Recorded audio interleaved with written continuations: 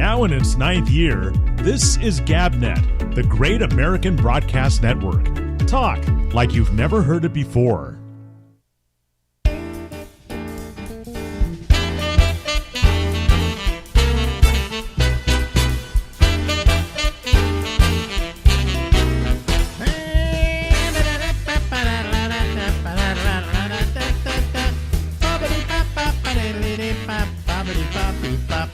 Hey everybody, this is Alex, and this is the Ramble. We go until midnight tonight from New York, New York.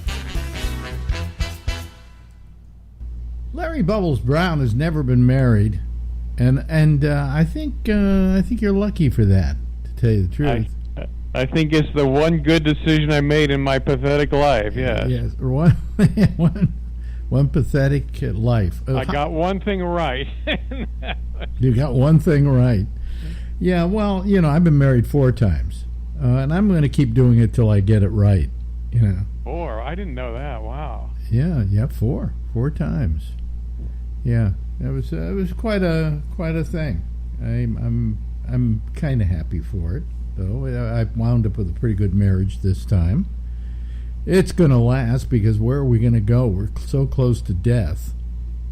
Well, you know what you got going in favor of your marriage is that you've got such a big place, you can get away from each other. Oh, yeah, we do have the room to move. There's no question about that, And, if she's mad at me, I simply go into the guest room, watch television, right? Or she can be working in the kitchen and I can be in the office. So really, we do have the space to get away from each other here, which is very lucky. It was very lucky during COVID. I mean, God, that was, if you survived that, you could survive anything. Right. Yeah. But anyway, so we get along somehow. I don't know. She just told me, say a couple minutes ago, she told me to go fuck myself. So.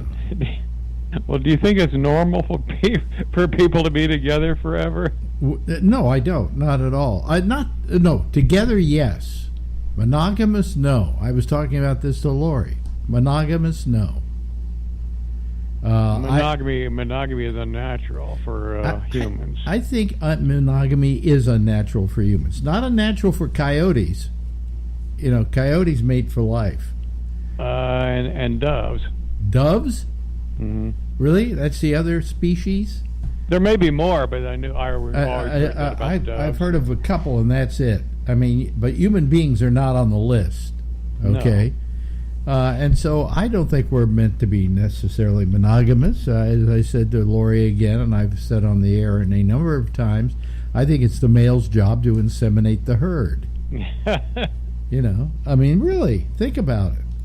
In nature, are animals monogamous? No, except for the ones we mentioned, they're not. And we refuse to believe we're part of nature, but we are.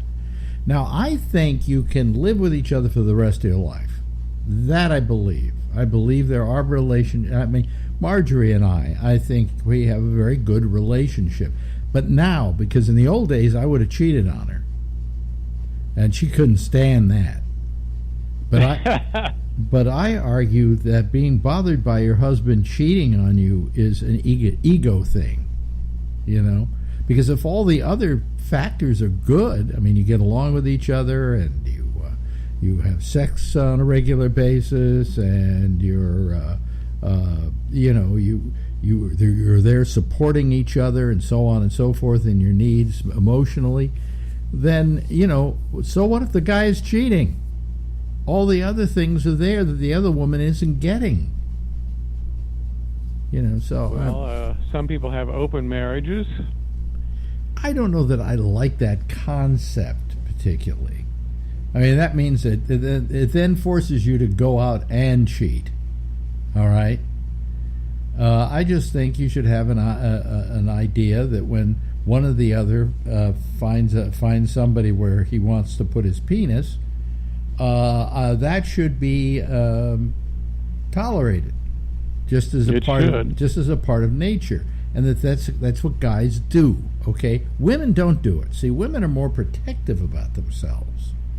Because if they have sex, there's the problem of pregnancy, for instance, and then they're going to become a mother, and then they're going to have to take care of that kid for the rest of their lives because husbands can run away.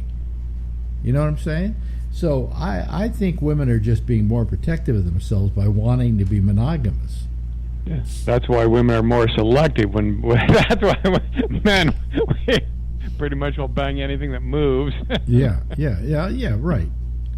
Yeah, if it moves, yeah, or if it's got a pulse, we'll do our thing. I really believe that. I think that I think monogamy for men is insane, and to impose it upon them is unnatural.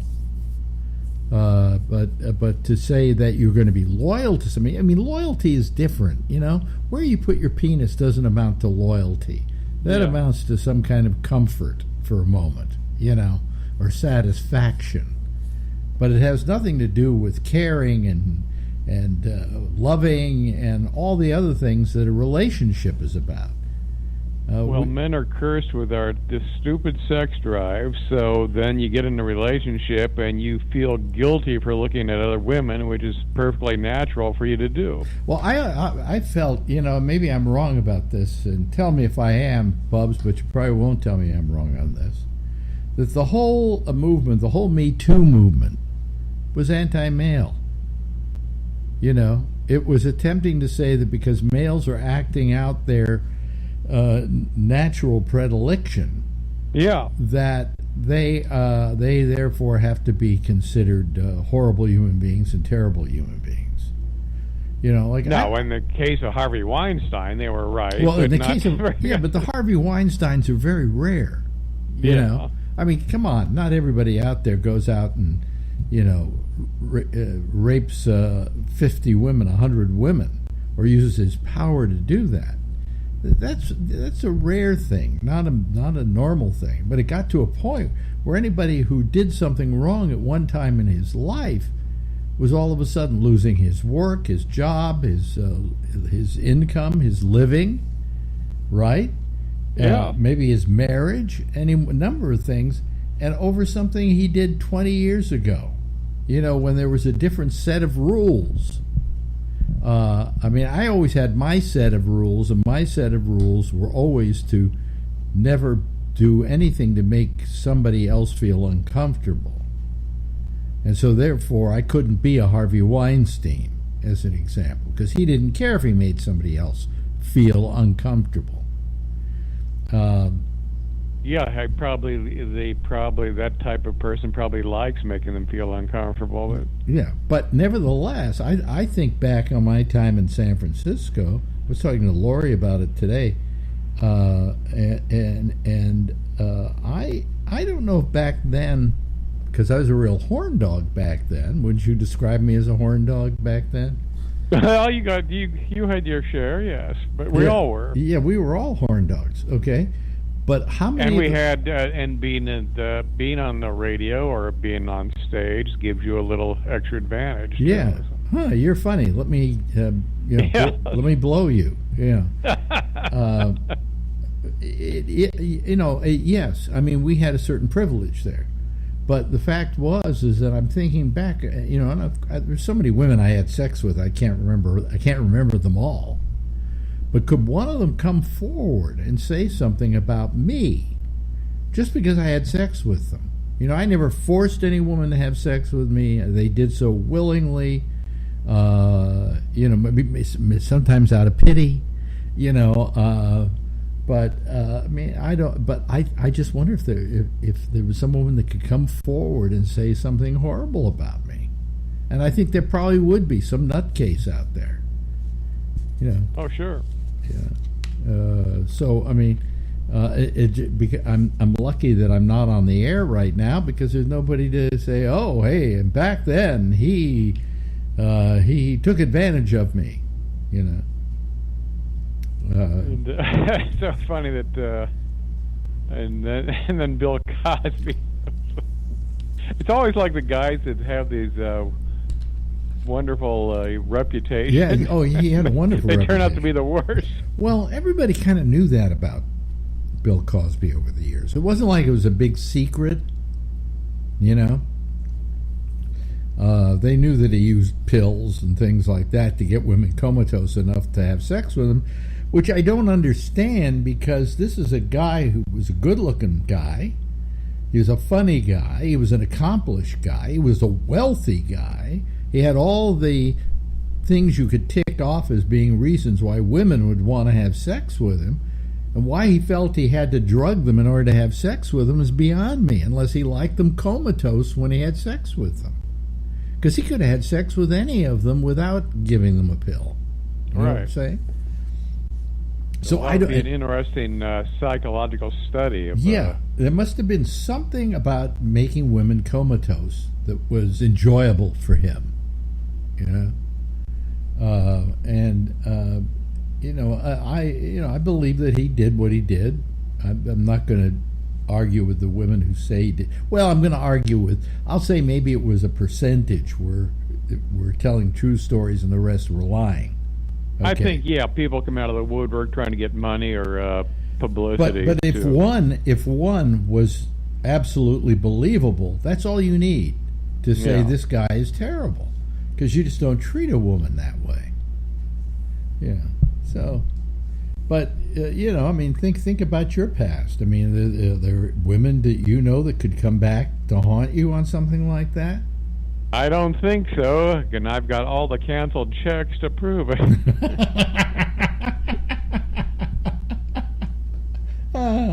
That's our Bob. We were talking also, Lori and I, about whatever happened to Bobby Bitter. Bobby Bitter was it just kind of ran out. It was funny for a while, and then I think it got. Plus, I did it with David Pell. It's hard to do anything as a team because it's just not easy to do that. And I thought it had some funny parts. We did it on your show several times, and and then it just kind of faded away. Bobby Bitter was Bubbles' alter comic ego, right? Bobby Bitter's stand-up comic, is he? He was like a legendary old comic, and based on a lot of it was based on the way Jerry Lewis acted. We found some interview that Lewis had. He just Jerry Lewis apparently was not a very nice person. Oh, he was. There's an interview that's on YouTube, okay, where some guy's interviewing him. I think from like the Hollywood Reporter or something like that, and I guess he just instantly took a disliking to him. And so any question he would ask him, he would only give him a one-word answer. Jesus. Have you enjoyed being in show business all these years? Yes. And there were people that apparently he got a little maybe, Harvey Weinsteinish with women, but there were rumors to that effect with him. Well, do you not believe it? He was the kind of person, absolutely, I think was, shall we say, pushing himself on people, But nobody's out to get him today because he's dead. He's dead, but he had he was hugely famous when he was 21. Mm-hmm. Yep. And this I noticed as a kid when Jerry Seinfeld said Jerry Lewis had the greatest hair in show business. He really did, to tell you the truth. Because I remember when I was a kid and I loved him, I remember thinking, God, I wish my hair looked like his. And it stayed that way pretty much all of his life. Till he was like, 91 or whatever he died at, Yeah, he still had the hair. And it wasn't a hairpiece. Definitely wasn't a hairpiece. Just great hair. Yeah. The greatest hair in comedy. Yeah, I'll agree with that. Jerry Seinfeld had pretty good hair, but he's it's getting soft now. It thinned out, but Lewis kept it till he died. Jeez, it's amazing. And remember... Did you ever meet him? No, never met Jerry Lewis. Never did the telethon? Did the telethon, but I did it in San Francisco. And he wasn't in San Francisco. He was like in Vegas or someplace like that, And then they would do breakaways to the local stations, and I was involved in those on a couple of occasions. Then I kind of gave up on doing telethons. because I did do the muscular dystrophy anytime they would ask, because what I checked after a while was how much these companies, these organizations, how much money went to their infrastructure, and like how much they paid their president and vice president. And if all of that was more than say 30-40% of the take, then I wouldn't do the telethon. And I found out that with Jerry Lewis's telethon, it had the largest amount of money going back to the charity of anything. In other words, Jerry Lewis didn't take a penny for it, as an example. Okay. And the heads of the muscular dystrophy, well, I mean, people who go into work every day and keep a company going should get paid. Okay, that I'm not arguing. But, to pay them millions and millions of dollars a year, that's not a good idea. Yeah, there are a lot of charities that keep like 90% of it. So I always base what charity I did on the amount of money they raised and the proportion of the money going back to their administration. And the only one that came out really good was muscular dystrophy. So I would always do muscular dystrophy. But I had done cerebral palsy, and I had found that cerebral palsy, something like 40% of their money went to their infrastructure, their administration, their president, and so on. A lot of money they got. Yeah. And I just didn't see that as being worth it. But I did their telethon, and I used a perfect example of their telethon. I always was bothered by, did you ever see Dennis James, who was the host of the telethon for years? And then he would have kids come out and start dancing with cerebral palsy. Oh, God. Jesus. And they would sing to a song, "Look at us, we're dancing, look at us, we're prancing," or whatever. Look, we got cerebral palsy, but we can do this. Okay. That's not the lyrics of the song, but that was the nature of what they were doing. And I always thought that was in horrible taste, because kids were falling over, and things like that. And I just thought it was just a horrible thing to do. It was exploiting the kids. Yeah. Okay. So, decided to do the one. They said, "Come do this telethon this time," because we were changing the look of the face of telethons. And I went, "Oh, okay, I'll do it." And I went down. I think it was at KPIX in San Francisco. And the person says to me, "Now, look, the little lecture we like to give everybody, we don't refer to these kids as handicapped." And I said, "Well, that's very nice." He said, "We refer to them as handy-capable." And I said, "And that's not as bad as handicap?" That's worse. It's worse because you're being, what's the word? Condescending. Condescending, yeah. Okay. But they're handy-capable. I'd say, okay. And also, we're just trying to do something different here. So I go out there, and the host, I can't remember who the host was, says, there's this whole thing about the face of telethons and how they're trying to change the face of telethons. And I'm in front of all these people on the phones, and one of them is a guy by the name of Hugh Romney, who was known as Wavy Gravy, right? And he was there in a clown outfit. All right? He was with the hog farm. He was fairly well known. Still is. I mean, he's dead, I think, but people still remember him. And I knew Hugh. And so I get up there and I say, "Hi, everybody." I'm reading the teleprompter, right? "Hi, everybody. I'm Alex Bennett, blah, blah, blah, blah. Welcome to the Cerebral Palsy Telethon. We're trying to put a new face on telethons." And then I turn around and point to Hugh Romney in this clown outfit. It was the worst telethon I ever had to do. And I decided from then on, screw cerebral palsy. I don't care if these kids can't walk again. I'm not doing it. But I made sure I did muscular dystrophy. I was always there for muscular dystrophy because, A, they were very professional. They were very nice. And I liked the way they raised money, and then Jerry, even with the kids, was not condescending in any way. He didn't treat them like they were somebody to be pitied, and I liked that.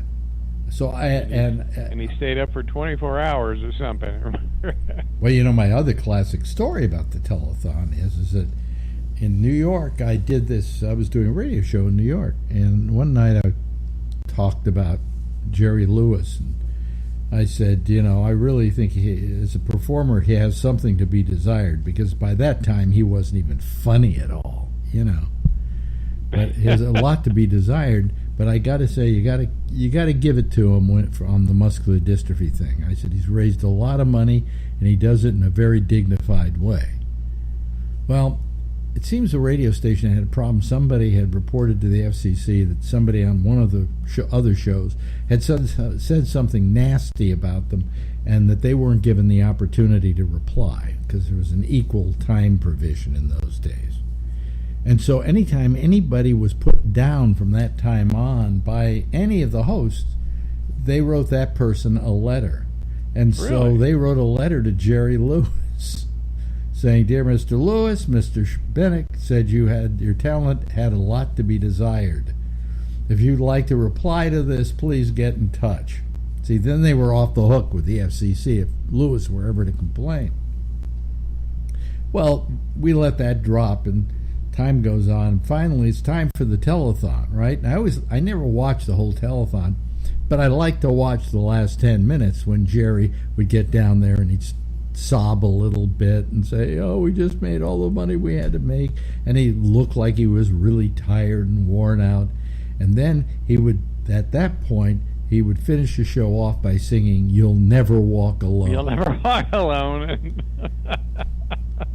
Very dramatic. Yeah, and I'm looking at the TV set, and he says, "By the way, I'm dedicating this tonight to that disc jockey in New York who thinks I'm not that good." And I think with my wife at the time, I look over at Susan and I go, "He meant me. He's singing this song tonight for me." Because it couldn't have been anybody else, And by the way he described it and everything. And because they sent him a transcript of what I said. And he's saying, "You'll never walk alone." And it was dedicated to me. And I felt so proud of that moment, that I had accomplished something in my lifetime, that I made Jerry Lewis react to something I had said.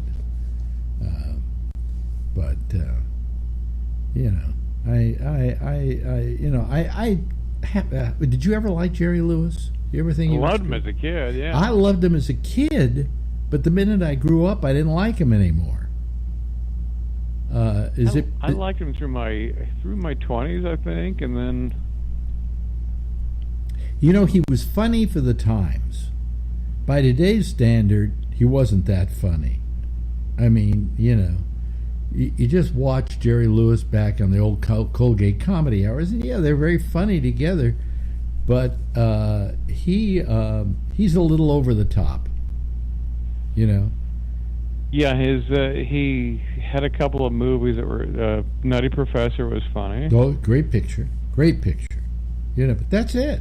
That's pretty much it. The stuff he did with Dean Martin, the movies were kind of like terrible. The nightclub act was supposedly terrific, and the two of them on stage together, just incomparable. But when he went and started, when they started doing those movies, they were basically just ways to push Martin and Lewis, because they'd been so big. But the movies weren't that good, They're always pretty much the same film. And Martin, the reason he left the team was he got sick of playing the same part every time. He said, So he was the one that broke it up. Yeah, he said, "I've had it. That's it." In fact, the Delicate Delinquent, which Lewis did bring out with somebody else starring opposite him, was the picture that broke them up. Because Martin looked at the film and he said, I don't need to be in this film. I'm not important to it. They get me to sing a couple of songs, and that's it, And he went, that's it, I'm out of here. So they made the movie without him. Mm. And he went over to MGM, did one picture called 1,000 Bedrooms or something like that. And it wasn't very successful. It wasn't very good. But then he did The Young Lions, which was a dramatic thing he did with Marlon Brando. And I think maybe Montgomery Clift. I'm trying to remember who the other person was in the film. I think you're right, and he was not a bad kind of a natural actor. And he did very well, as a matter of fact. And everybody said, okay, Dean Martin is more than just Jerry Lewis's organ grinder, Yeah, well, that's what they used to say. The whole act, they said, was just an organ grinder and his chimp. Hey, listen, we've run out of time here. Gosh, how time flies when we're having fun. Let's do another one next week, okay? Yes, I'll be the chimp. He'll be the chimp. Bye-bye. Now in its 9th year, this is GabNet, the Great American Broadcast Network. Talk like you've never heard it before. I pushed the wrong button, and then that came up, and what I wanted to have come up was this, but instead it didn't. It just came up like that. So anyway, hello, how are you? What's doing? How you doing? This is Friday already. It's the end of our work week. Pretty simple work week we have here. And let me see here. We got just 2 people waiting to come on right now. But usually it gets better than that. But we'll see what happens here. Let me bring them in here. There we go. There they go. Oh, wait a minute. I got to get rid of something here. I don't understand. I really don't cover all my bases. And so consequently, see, that's not Chuck Farnham. That's actually our good friend Charlie Wallace, but it says Chuck Farnham, and I've got to get rid of that. Hold on a second, because I was doing that earlier today, and it was a thing we did earlier today. So anyway, here we are. How are you all, everybody? Are you doing okay? Yeah. Let me see here. Oh yeah, and there's Josh, and there's Charlie, and there's Jeff. Okay. Hello. If that's all that ever called tonight, that would be a great group of people. Okay. So, let me have some lemonade here. It's a good thing. Yeah. Good. Lemonade flavored seltzer. In fact, they say classic lemonade. Ooh. Well, classic lemonade has rinds in it and seeds and all kinds of things, But so how you all doing? How you doing, Charlie? How's the weather down there? It's still hot. It's still hot. How hot is it? So hot that I saw a squirrel rubbing lotion on his nuts. That's those, Yep. Remember It's those? that hot. You remember those Letterman jokes? Yep. Yeah, it was so hot I saw a squirrel in Central Park and he was rubbing lotion all over his nuts. That would be the line. And if it was really cold, I saw a squirrel in the park and he was warming his nuts. And they could get away with it because, after all, they were referring to the nuts that squirrels collect and eat. So Yes. that was nice. And hello to Josh. Yeah. Hello, Josh. How are you doing tonight? Good. Yeah. I imagine that you're chomping at the bit because next May 20th, our ex-president goes on trial, and that will be a first for this country, won't it? Yeah, well. Yeah. Well, I mean, it's not just the thing that was happening in New York, which is a question of what you reported as being expenses and things like that because you paid off a hooker. This is actual crimes, high crimes and misdemeanors. Yep. Yeah. Did they set the date for the one in New York? Did I? Am I not remembering that? I don't know if they did or they didn't. I think they Because did. I seem to vaguely remember that they did. The one in Florida, really, I think that's a little bit too far out, to be honest with you. I don't really think it should be 10 months for them to get ready. But maybe he has this other one that I'm just not remembering was scheduled or whatever. I'm not sure. Well, I don't know that that's that far off for a trial. I mean, when I was going through my stuff, they were setting them that far in advance. You know, Right. it could be just, you know, I can't imagine that this judge has a big workload. You know, she doesn't seem like the one they throw a big workload at. Well, right. I mean, the federal criminal courts are, you know, not nearly as backlogged as your state criminal courts, you know. So really, I think 10 months in a federal court is a little... Well, they like to do things fast down there, and this is not fast. Well, right, I agree. I mean, you know, maybe I completely misunderstand the situation or the timeline, and like I said, maybe I'm forgetting that he's got something else scheduled between now and then. But to me, that just seems like it shouldn't be taking place that long from now. I mean, 3 or 4 months, I think, would have been plenty of time for both sides to prepare their cases, and then let's, you know, get it over with. I mean, there's no sense. Yeah, but I think there is you know, right. That's right at the end of the primary season. Yeah, right. Yeah. Yeah, man. Yeah, pretty much. Yeah. Yeah. So at that point, if he's nominated, is he then going to complain that he can't be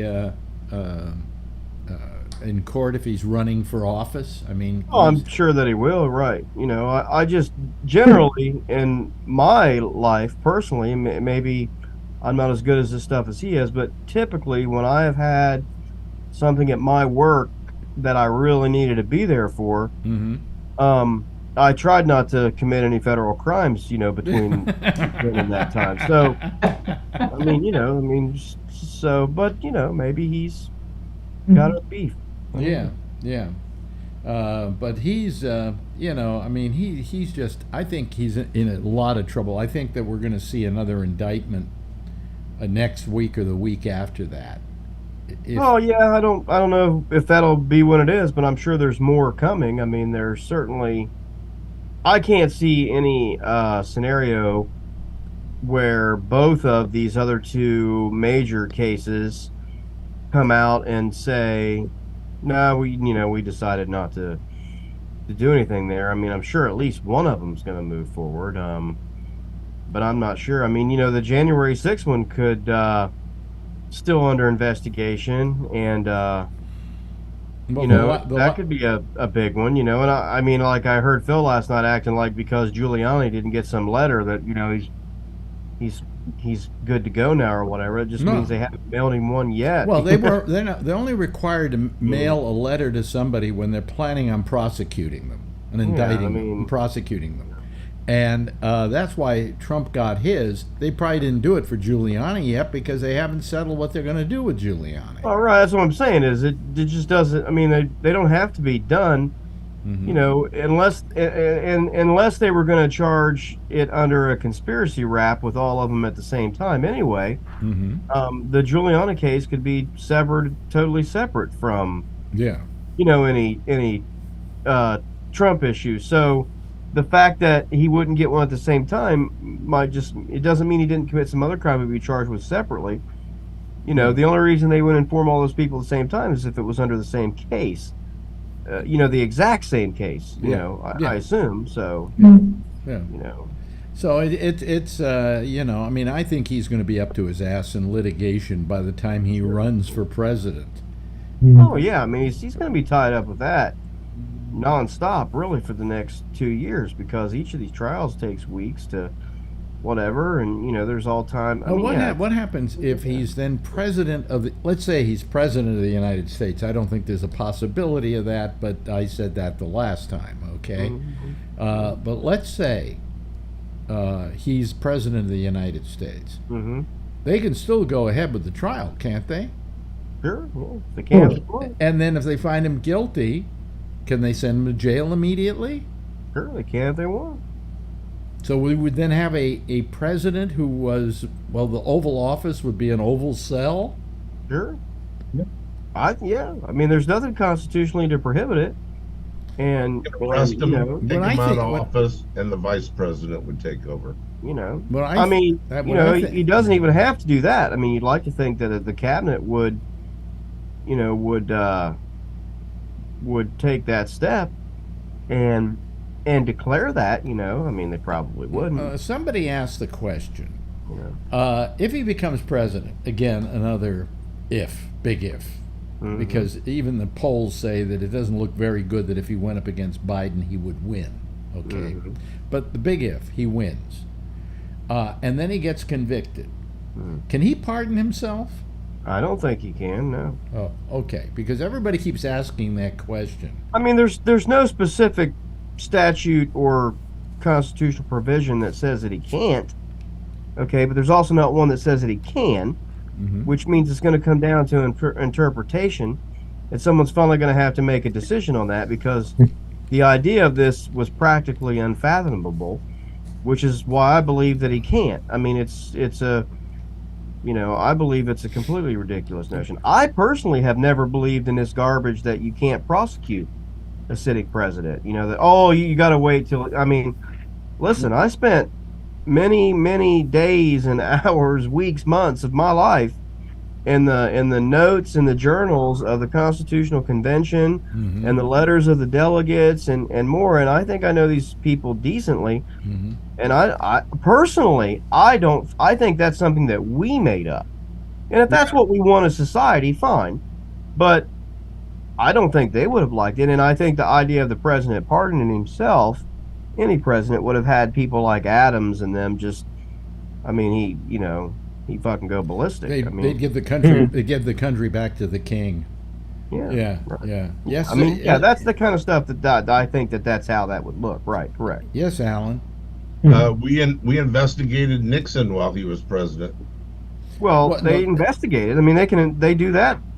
All the time. The investigation of Trump happened while he was in office. He got impeached twice. Investigated. Right. And he got impeached twice. I'm just saying, the DOJ has said, and then everyone keeps arguing this deal that they've got this, Department of Justice memo that they wrote in the 70s or whatever that just says, if you investigate the president and you found out he committed a crime, whatever crime, federal crime or whatever, you just wait until he's out of office, and then at 12:01 on January the 20th, when he's done, you go arrest him. Well, personally, I don't think that's the way that it should be, and I personally don't think that is what the men at the convention would have envisioned. I don't. Right. Yes, Jeff. Well, this question that came up to me. We had a vice president, mm-hmm. and somehow it got thrown out, and then we got a new VP, and that was Agnew. This was Agnew. Yeah. Mm-hmm. Right. Yeah. So, and what was he thrown out? Was he thrown out, or he just decided to leave? He made a deal. He made it. Signed. And his charge, I believe, was it tax fraud that it actually ended up being? And that was part of it. Bribery was part of it. Yeah, and there was some corruption in there, but basically him resigning and then going away, was sort of a compromise to not going to jail. Well, I mean, didn't Nixon himself leave office because he didn't want to be impeached? Yeah, sure. Yeah. I mean, that's the difference between some of those folks before and Trump, was when some people have been caught, and the end, it's sort of been accepted, and if people don't agree with this, I can understand that, but it's sort of been accepted that, look, if you sort of come to understand that your career is over, mm-hmm. and you just walk away from this, we'll leave it at that. Yeah, no criminal charges. And I can understand people saying that's not good enough. Well, in fact, if you remember, Gerald Ford was famous for having pardoned Nixon in spite of the fact that he wasn't convicted of anything. You know? Yeah, and he was. That's a good debate. He was intentionally. It was obvious that Nixon was going to be thrown out. He was going to be impeached for one. He was going to be impeached. Well, you see, he managed to bite the bullet rather than be impeached. Trump didn't bite the bullet rather than be impeached. In fact, he didn't bite the bullet twice. That's right. But at least if Nixon was, if your buddy Trump was president the second time, everybody else could say, well, we want to throw him out of here, or we want to turn him to prison, or I don't know whatever they said to Nixon. Well, they could say the same. If Trump had become president a second time, none of these things would have happened. There wouldn't have been a January 6th, and there wouldn't have been a bunch of documents going to Mar-a-Lago, at least at this point. No. Yeah. But he lost, and he got caught with his pants down, you know. Several times a day. Yeah. And his whole, the whole basis for his argument on why he didn't do anything wrong is the dog ate my homework defense, But it's going to be interesting. I mean, we've really never seen this in our history. Yeah, right. So there's not exactly, I don't have black and white answers that I can guarantee, that's, how it should be or whatever. It's not, in some of these scenarios, we don't really have a statute or a constitutional,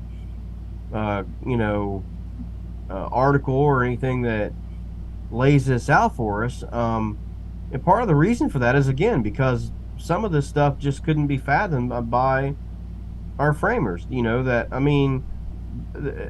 anything, they assumed that if any kind of a person ever held this office in such a reckless manner, that the legislative branch would have ended it. They would have gotten rid of them through the mechanism that they were given, which was impeachment. Because when this document was, outlined,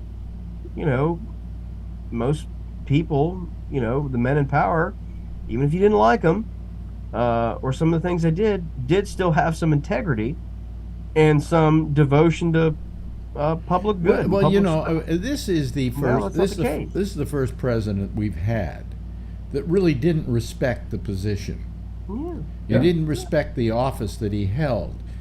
Even as much as you might hate Bush, as much as you might hate Nixon, as much as you might hate Reagan. I mean, we can go through all of them. They all had respect for the job they were given, and they didn't violate that job. They used it. They used it for their own, devices.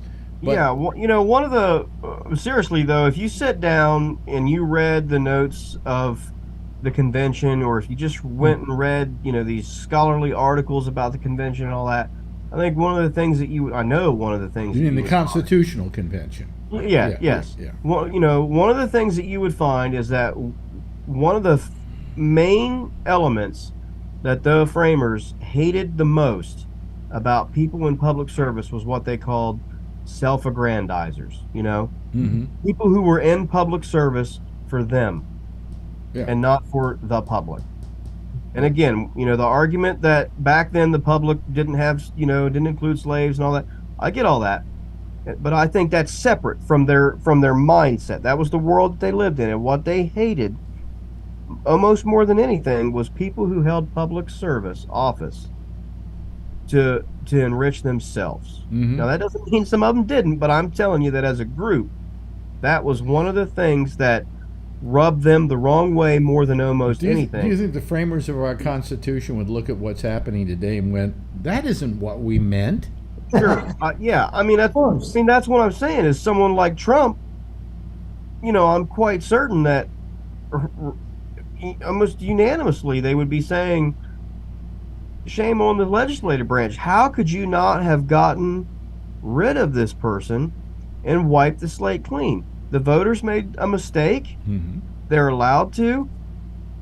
You're supposed to clean that up when you see this nefarious activity, and you didn't do it. Do you think where the Second Amendment is concerned, that they would today look at it and say, you know something, we did a bad job of writing that?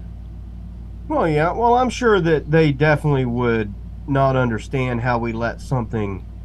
I think more than that, though, they would not understand how we let something get out of control and we didn't use the power that they gave us to rectify it. I think that they would say what you said, but I think more importantly what they would say was, we never could have understood what you were seeing, what you were living, what you are experiencing, which is exactly the reason that we gave you mechanisms to adapt to the things that we couldn't see, and you have not used them. It's right. Not, you know, so the method to use these, we gave them to if you. we wanted to correct the Second Amendment, we have the process by which to do it, right? Sure. Yeah. You know, absolutely. and yet we're not using that process. Yeah, we're really not even trying with any serious, you know, momentum. I mean, you know, you hear it mentioned here and there, but it's not serious. It's not the main issue.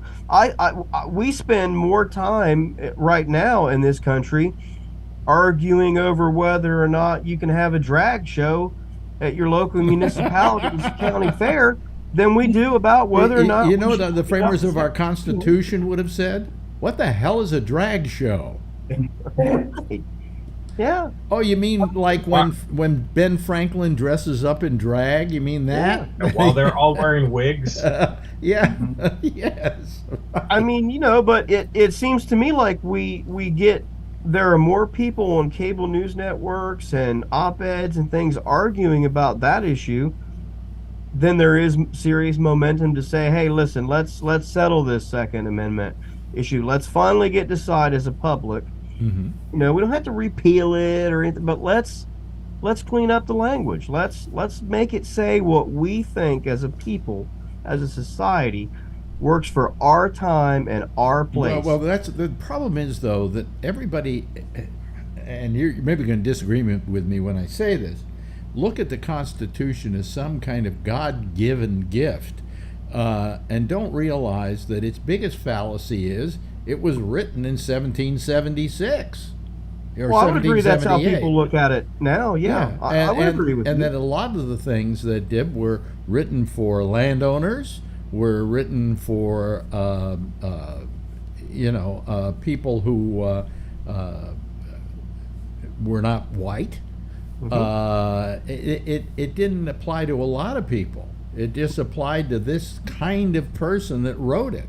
Yes, it applied to the society in which it existed at the time, and as much forward thinking as they could sort of fathom within their lifetime. And that was the window or the little box that it was placed in. So that's how people look at it today, as you were saying, which I agree with. And I think that they would say, you know, some of them even said this. I mean, many of them said this openly. We are not demigods. We don't praise us. Right. Don't take everything we said as the gospel. Right. Take everything we said and use it to make it your own. Right. God, we are not prophets of the constitutional Lord and Savior. You know, I mean, we're not. We are just regular men who went into a room and did the best job that we could. And they openly said, in fact, we probably failed.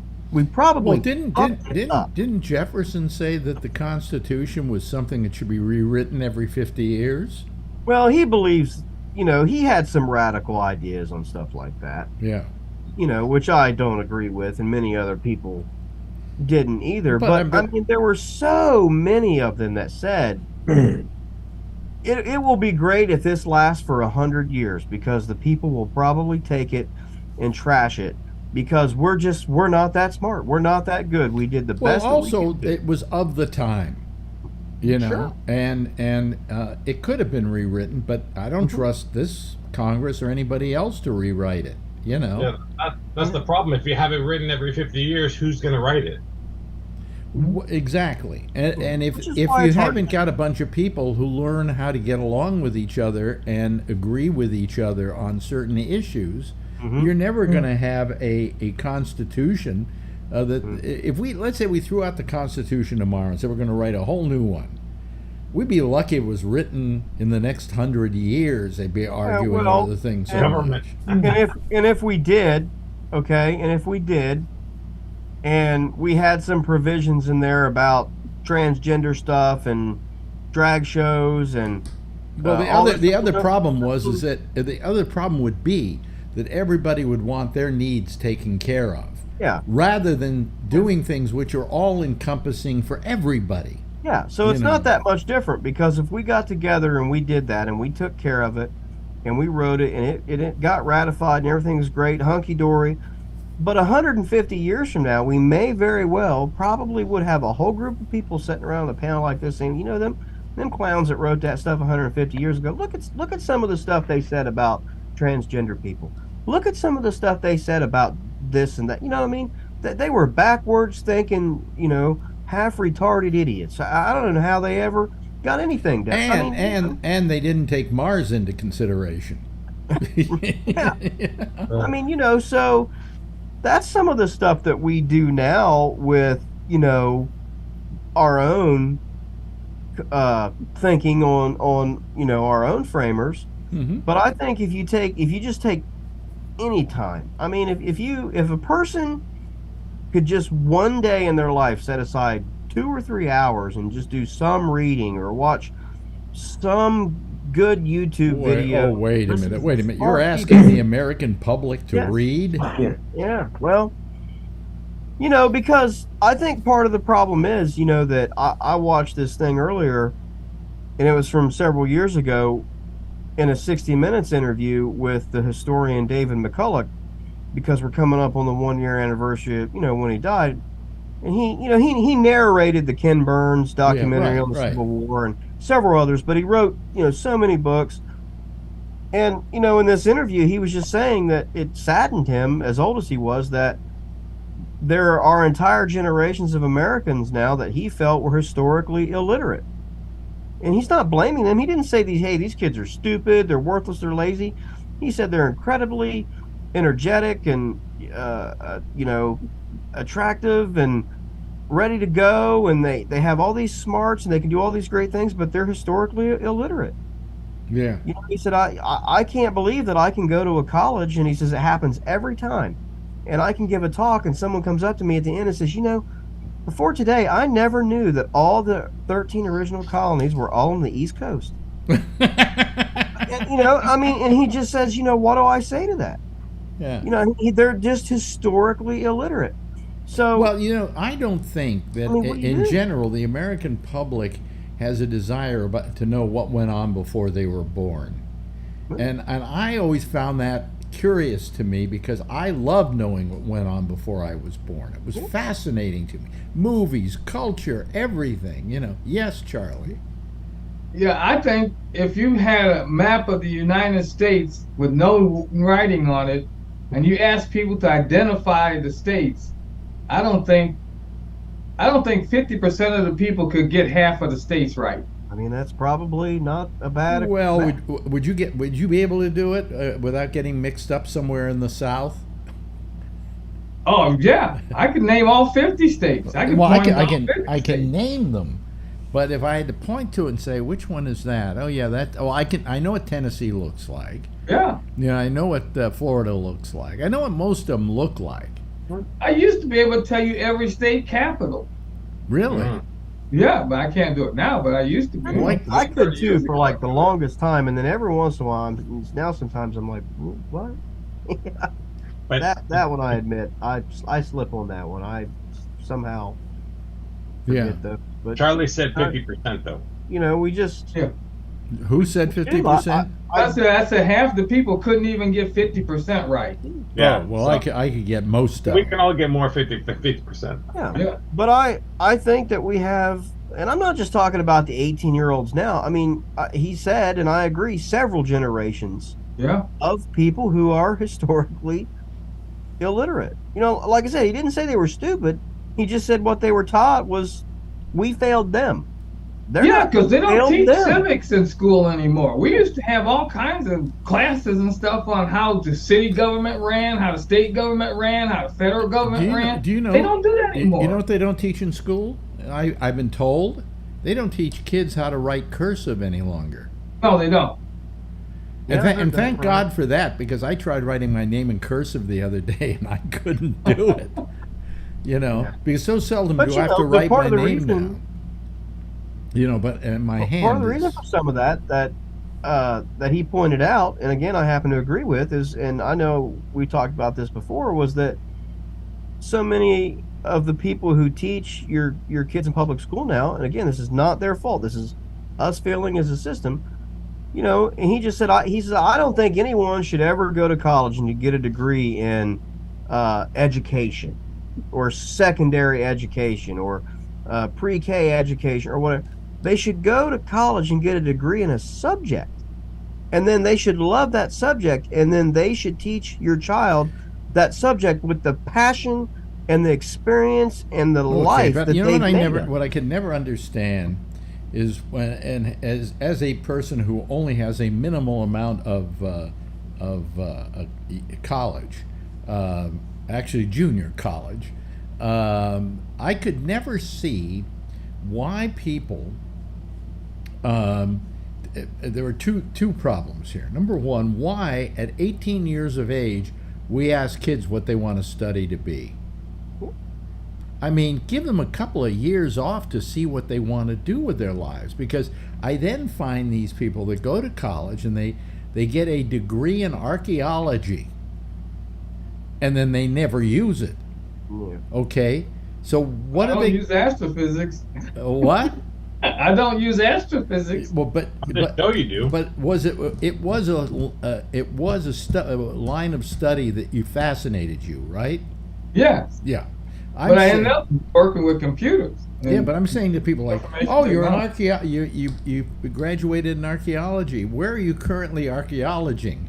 Yeah. I mean, where are you digging up bones at this present time? Yes, Brian. As a father of a 17-and-a-half-year-old, mm-hmm. I think that they should go to college at least for basic stuff. Mm-hmm. But what are you gonna have the kid do for 2 years? Can't work at Baskin Robbins for 2 years. Right, but on the other hand, what are you going to do with those kids? Because you're throwing at them the idea that they have to come up with something they want to do with the rest of their lives, and do that at 18. No kid knows at 18 what they want to do. Are you doing now what you wanted to do when you were 18? Boss people around, yep. No, No, I was in electronics academy, but see, I went to electronics academy during high school, and they had job placement and they had mentorship. So at my junior senior summer, I worked 2 jobs. I worked AM/PM Mini Mart Monday through Friday, and I worked Spectra Physics in Mountain View 2 days, the Saturday Sunday. No, sorry, Monday through Friday, and the other one on the weekends. And then I worked in my senior year. I worked at Hewlett Packard, and that was all through that vocational school. Yeah, but now that's the other thing. Shouldn't we have more vocational schools? Yes. And let me give you an example. I think doctors, lawyers should all go to vocational schools. I mean, after all, isn't it a vocation?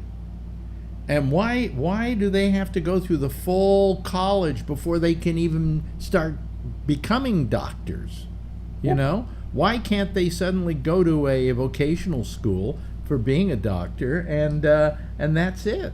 You know, well, and a lot of people now are beginning to wonder whether kids should go to college at all, whether that's a good idea for most people. For some it is, and for some it isn't. I mean, I'm a supporter of Excuse me, my nose is itching tonight. You know, the vocational route. I took that route in high school when I originally went into a skilled trade, if you will. You know, that still serves me well, you know, today, even though I don't like it. You know, it provides steady opportunities. Well, my father always taught me that that if I wanted to, the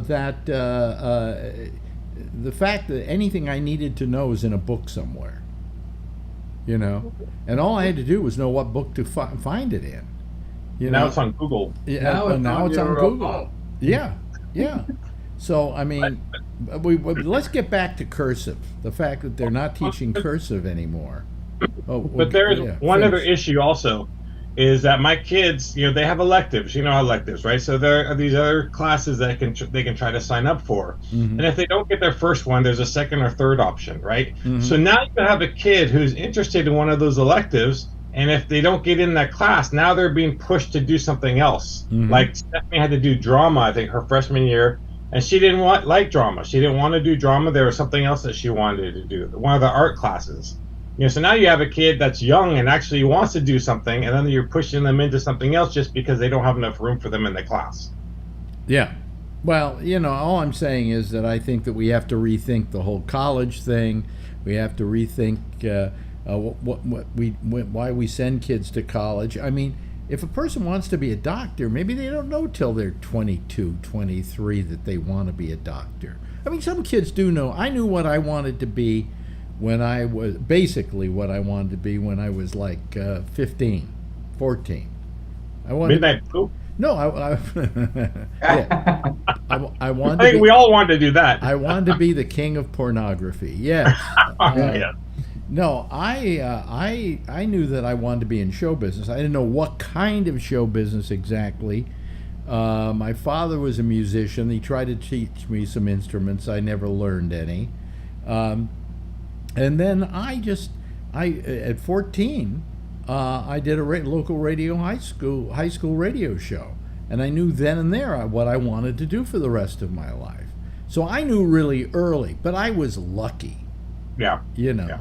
I mean, Charlie, did you always know what you wanted to do with your life? I knew from probably the age of 10 that I wanted to be a scientist. I wanted to study science. Okay. I decided to high school that it was going to be astronomy and astrophysics. Why did you decide that I mean, there's a lot of science out there that you could have picked from. Why was that? Because it generally incorporates all of the sciences. Because you have to know some chemistry, to figure out what's going on in planets and planetary atmospheres. You have to know some physics because of what's going on in the interior of stars. You have to know some biology if you're going to study the possibility of life on other planets. And so it covered all the sciences. I think if I hadn't gone into radio at a very early age, that my other choice would have been science. Because I was always fascinated by science too, and technology and so on and so forth. But at my time when I was growing up, we didn't really have a term called technology. I mean, it just wasn't an area of expertise. Yes, Jeff. Unmute, Jeff. Unmute, Jeff. Go ahead. Okay. When I was before high school, that would be in grade school. Well, they had the third year, right? What the heck they call that? It didn't matter. But anyway, a friend of mine said, he says, I'm going to apply for this Brooklyn Tech group, and I says, what's it about? He says, well, we're going to learn engineers and stuff like that, and physics and math and manufacturing products and all these things. But you have to take a test. Yeah. And there's like, I don't know, 6,000 guys who are going to apply for this. Right. Only 2,000 are going to get it. Based upon the smartest guys on that test. So I was one of those who passed the test. Yeah, right. Okay. And then I went there, and it was fantastic. It was, I wasn't that happy with school or everything every day, but I knew this was the area where I'm learning, and I want to continue to learn on this. Yeah. I want to go to college, and I want to take courses in engineering and physics and this. Yeah. all the same kind of things. And it was great. And then they ended up giving me a job. Yeah. Alan? So in high school, I was really good in science also, and so I thought maybe I wanted to go into medicine, maybe the research end of it, if not become, I don't know, something in medicine, not pediatrics, because kids drove me nuts. But yeah, but I would want to be a pediatrician. And I had really good grades. No, but My parents. I'll tell you why I would want to be a pediatrician. Okay. It's because I've talked to doctors, and they say, it's the one branch of medicine where, for the most part, it's a happy profession, because mothers are giving birth to children, and you're helping them get the kid. Occasionally, there's a kid who drops dead on you, but basically, pediatricians have a pretty nice, happy line of work. Whereas, who wants to be an oncologist, for crying out loud? Yeah. I blow my brains out. But go ahead. So I went into microbiology. You don't know. I mean, that I got a degree in microbiology, and at the same time was taking biology, but I wanted to go to work. And a friend of mine was a police officer, a family friend, and so I went into law enforcement. Went into law enforcement, and I got my degree in microbiology, but no degree in biology. And then, my parents had connections at Stanford University. We lived right across the bay. And my parents weren't too happy, but I did that. And then by the time I got hurt on the job and everything, a lot of time had gone by. And I would have had to go back through it all over again and become the oldest doctor in the world at 50 or something. Mm-hmm. But I was happy with the sciences. I was good at them. And the science is always ever evolving. So I wanted to cure cancer. My grandmother died of cancer, and I thought maybe, I could do some oncology, become an oncologist, and work in a science lab and cure cancer. Now we all know that how difficult that is saying that, but because we do know now that cancer is not just one disease. Yes, absolutely.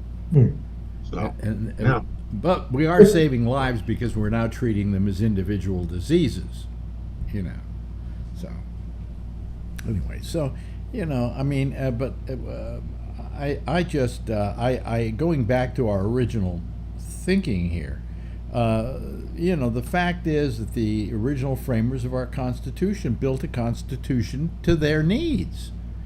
And now it's how many years later? I'm sorry, doesn't work. Isn't that what Gavin Newsom wants to do with the 28th Amendment? Yes, he would like to. I'm not disputing it. I think it's a good idea. Yeah. But he wants to build it to our needs. Right. And our needs are that we need to reel in the Second Amendment somewhat. Well, we need to quit killing each other. Well, that's unfortunately. I mean, I would just say, that it works, and it fits our needs and our time by and large, in the overwhelming majority of it. But there are small areas of it that just aren't relevant for the world that we live in, but that it is what it is until we decide we'd love to do something else with it. I mean, ideally, this would be the power that resides in the people, and we've given it over to others. We haven't taken it up. Okay. I mean, I know it's a dead horse for me, but that's by the way, we have Scott Boddicker here, and Scott promised us that he was going to take us out tonight. Well, we just lost him, so he took us out. He'll call back. Probably went to press unmute and he hung up. Yeah, probably. Well, the trouble is when you use a cell phone to do your Zoom, you have so little real estate to work with, that it's not easy. It's not easy. But anyway, I don't know. Better than nothing. I just, I get very depressed about the times we're living in, and there's no reason for me to be depressed because I'm at my life's end, towards the end of my life. I mean, I could live another, another 15 years or something like that, if I live as long as Tony Bennett. Yeah. But I don't think I will, and I shouldn't really care. I really shouldn't care. But it does bother me. I mean, it bothers me. I don't live in San Francisco anymore, but the fact that San Francisco has problems doesn't mean that I don't care about San Francisco and its problems. The same is true of this country. I hate to see something that I was brought up to believe, a certain ideal about what this country was, and not have it live up to that expectation. But Alex, in your life, you've always been, right? They said the youth guru and all that stuff. But I mean, is this just a different level of all that you saw before? Well, if I were to go back and say, has it ever been as bad as it is now, I'd have to say no, from the standpoint of divisiveness between people, okay, who can't seem to agree on anything. But were things worse at other times? I lived through the McCarthy era. I lived through the House Un-American Activity Subcommittee. That was some pretty horrible stuff, and it bothers me when I see it rear its ugly head today. In many ways, I consider the Me Too movement to be a lot like McCarthyism, because people would suddenly, are you now or have you ever been a sexist? And all of a sudden, if it was shown that at one point you were a sexist, they didn't take you to court to prove it or anything like that, but you just never worked again. I mean, look at Louis C.K. Although he works auditoriums and places like that and does very well because he has a real following. Because there's some people who say, hey, this guy had something to say.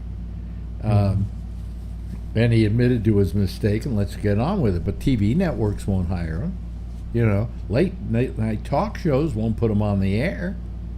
So I mean, what's the difference between that and McCarthyism? And when McCarthyism existed in the House and the whole House Un-American Activity Subcommittee, which were two entirely different things, both existed within a certain time frame. I think it was one of the ugliest parts in the history of this country. I think it was the time when we completely gave up on democracy. And when I saw that, and I visually saw it, and I also went through it, I said, this should never happen again. And it's happening again, but in a different way. It has a different flavor now. It has a different reason for existence. And I consider the whole Me Too movement to be very much like McCarthyism and other such things. Yes, Charlie.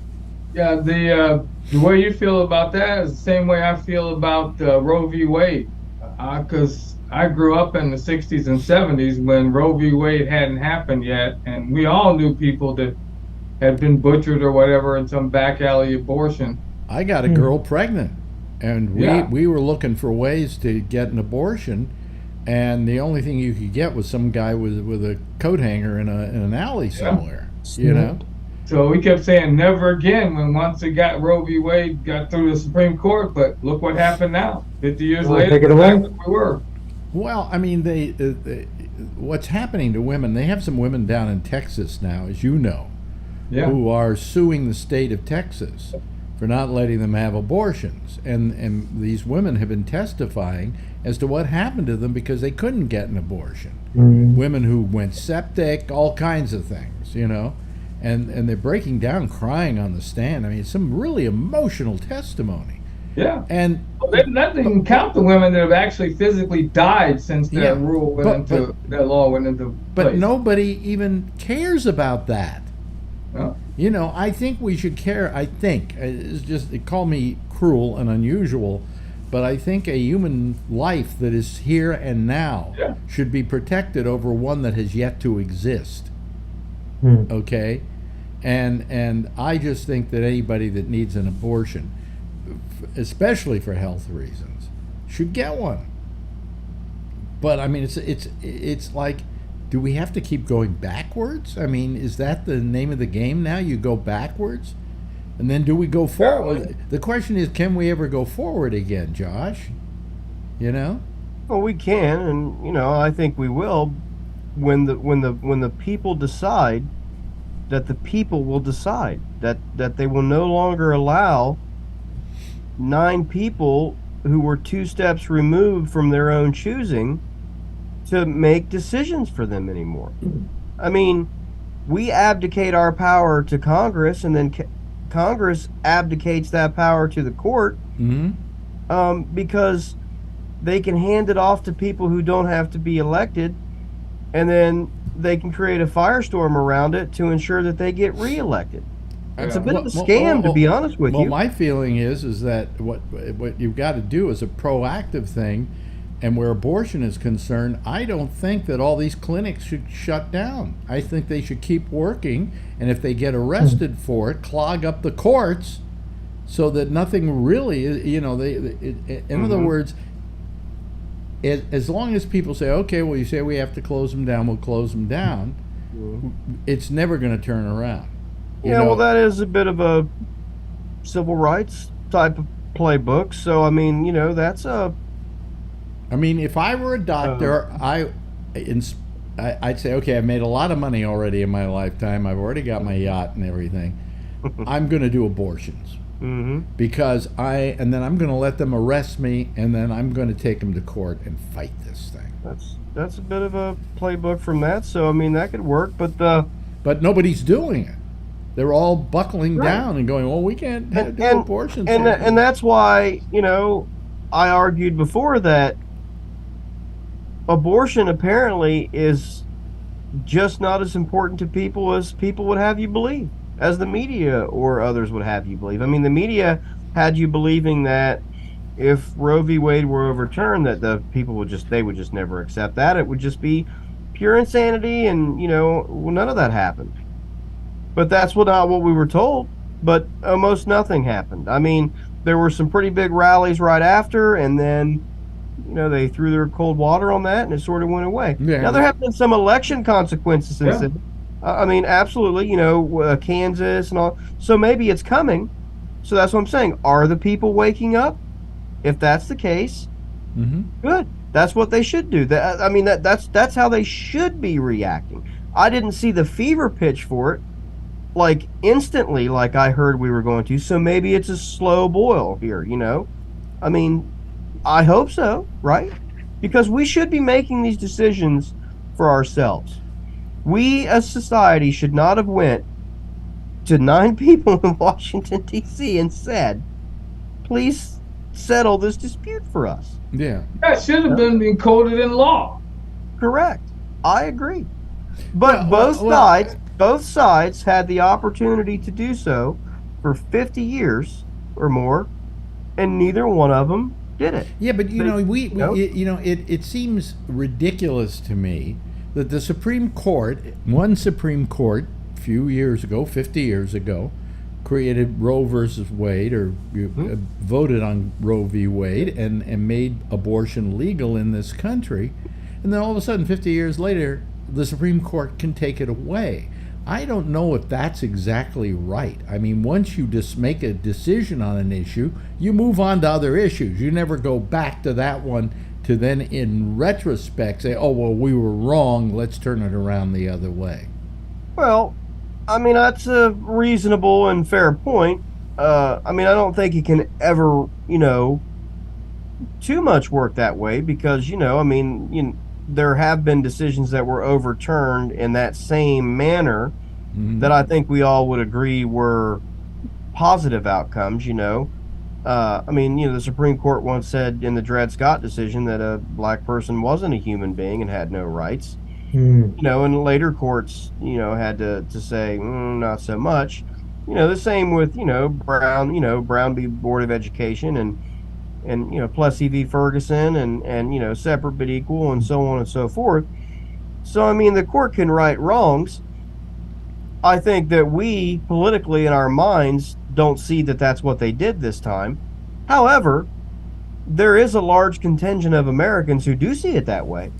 I mean, I know plenty of people who think that they pop some champagne. You know what I'm saying? But there are pockets of that throughout the country here and there, and that's, I mean, I guess that's what I'm saying. That's my point. Is the disagreement is there, and we went to a mediator and we asked them to mediate it for us, and when they got done mediating it, not everyone was happy, which probably means they did a good job because that's their only choice. I mean, that's what I said weeks ago was we asked Solomon for his wisdom, and when he cut our baby in half, we cried, but the key point was we asked, Well, how many Solomon how many come of these people, barging into the house? How many of these people that voted against abortion on the Supreme Court when they were giving their testimony before Congress to get their job all said the same thing? Well, this is law.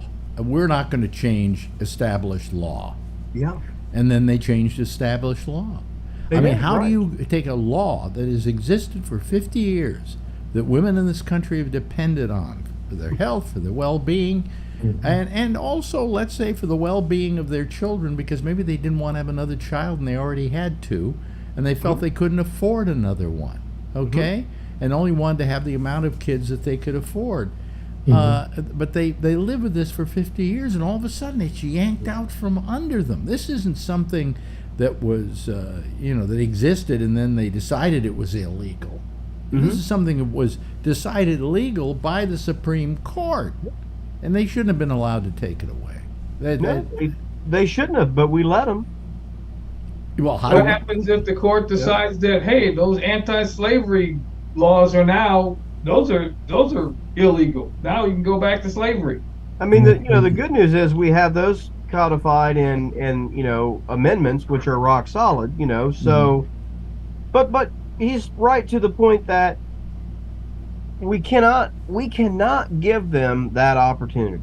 We have to decide this stuff amongst ourselves, and that can only be done through our elected representatives and then our executive signing off. Right. And that's how we have to do it.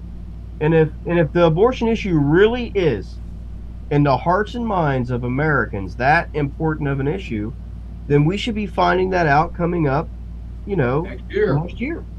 And it should be at the forefront. I mean, if Biden has any sense, he will take the words of Marjorie Taylor Greene yesterday or the day before, where she's sitting around saying, oh, he's just trying to continue the legacy of FDR and LBJ and Medicare and Medicaid. And I would just fucking play it. I would play it before every fucking rally. I would play it at the end of every fucking rally. And I would find out exactly how many fucking times we could play it on television in all 50 states. Yeah. I'd fucking have that shit on a kid. If you're going to see Oppenheimer tonight, you ain't watching that fucking movie until that fucking bitch has had her say, and here's what the fuck she had to say. How much that cost? I mean, that's exactly what he should do. And also, I agree. Also, there's no Barbie for you either. Well, that's communist propaganda, and I'm a real American. Yeah. Well, I mean, we've kind of run out of time here. I'm going to play the theme in a second now, but it's all these things just disappoint me. Why we even have to be arguing these things, why we can't just be decent human beings and treat other people like decent human beings. I often said there should only be one law, and that law should be don't do anything that hurts somebody else. That's all you need. That's the only law you need. And we'd be a lot better world if we just lived by that mantra. But anyway, am I being naive? I guess. Naive, yeah. No. Okay. Hey, listen, my mother would say that. Jeff, thank you for being with us tonight. I appreciate it. Yeah. And Alan, thank you. Thank you, Brian. Thank you, Charlie, and thank you, Josh, because you always bring to this program a certain intelligence that it otherwise wouldn't have. Okay, and I thank you for bringing that to our doorstep. Anyway, everybody, I want you to give a big wave goodbye to everybody, and I'll give a big wave goodbye at you, okay? There they go, ladies and gentlemen. That's our citizen panel for tonight, and that's the citizen panel for this week. Well, there's one coming up on the Jack Bishop intersection, which is next over most of the same GabNet, and he'll be taking your calls on Skype at GabNet Live. GabNet Live.